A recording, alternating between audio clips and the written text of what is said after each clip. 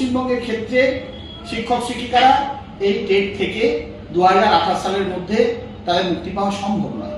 তার কারণ আমাদের পশ্চিমবাংলার ক্ষেত্রে এখনো মাধ্যমিক পাস শিক্ষক শিক্ষিকা এখানে আছেন, 1 ইয়ার পিটিটিআই এ ধরনের শিক্ষক শিক্ষিকা আছেন, বিএড করেছেন, তার 6 মাসের ব্রিজ কোর্স হয়েছে, কিন্তু তারা বিএলএড এর মতো ইকুইভ্যালেন্ট নয়।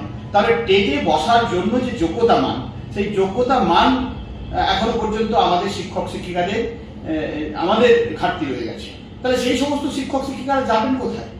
আমরা এই বিষয়টি নিয়ে বারবার বিবেচনার কথা বলেছিলাম আমাদের আবেদনের মধ্য দিয়ে। কোর্টের দরজা আমরা মনে করছি এখনো বন্ধ হয়ে যায়নি।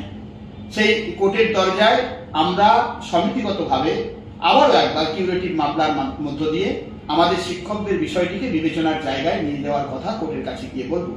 কিন্তু তার বাইরে দাঁড়িয়ে আমরা উভয় সরকারের কাছে আবেদন করব, আমাদের কেন্দ্রের সরকার এবং রাজ্যের সরকার, তারা যেন দায়িত্ব নিয়ে 2017 সালের যে অ্যামেন্ডমেন্ট এনেছিলেন, যার মধ্য দিয়ে এই টেটের রেট্রোস্পেক্টিভ এফেক্ট 2010 সালের আগেও শিক্ষক শিক্ষিকাদেরকে তাদেরকে টেটের জন্য বাধ্য করা হচ্ছে, আবার একবার দায়িত্ব নিয়ে যাতে সেই নতুন অ্যামেন্ডমেন্ট এনে তাদেরকে আবার সেখান থেকে অব্যাহতি দেওয়া হয়, সে ব্যাপারে দায়িত্ব নিতে হবে। কারণ নির্বাচনের প্রাককালে আমাদের কেন্দ্রীয় শিক্ষামন্ত্রী তিনি যখন সভা করতে এসেছিলেন তিনি বলেছিলেন যে এখানে বিজেপির সরকার হলে নিশ্চিতরূপে তারা এই বিষয়টি দেখবেন এবং শিক্ষকদের বাধ্যতামূলক টেট থেকে মুক্ত করবেন।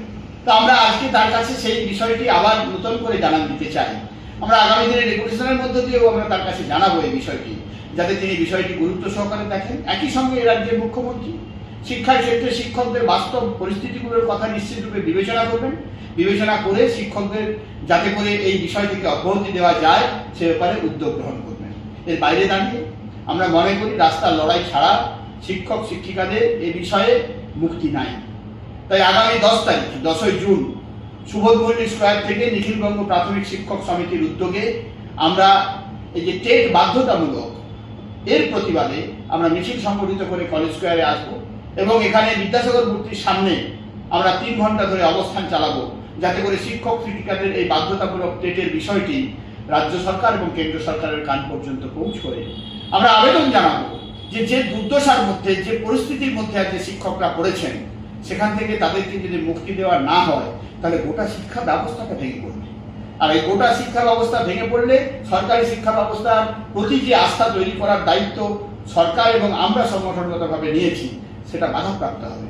তাই রাস্তার লড়াই এবং কোর্টের লড়াই, এই দুটো লড়াইয়ের সঙ্গে সঙ্গে আমরা শিক্ষামন্ত্রী, আমাদের মুখ্যমন্ত্রী, আমাদের কেন্দ্রীয় শিক্ষামন্ত্রী, কেন্দ্রীয় শিক্ষা প্রতিমন্ত্রী, এমনকি শিক্ষার সঙ্গে যুক্ত যারা থাকবেন, নতুন সরকার গঠিত হয়েছে, তাদের প্রত্যেকের কাছে আমাদের সমিতির পক্ষ থেকে আমরা ডেপুটেশনে যাব।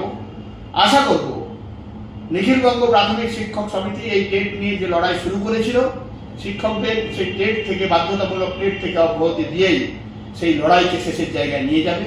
আমরা সব শিক্ষকের কাছে অনুরোধ রাখবো, আসুন একসাথে পাশে থেকে লড়াইয়ের বার্তাটা আমরা দিই, একসাথে হাতে হাত ধরে এই লড়াইয়ে জয়যুক্ত হই।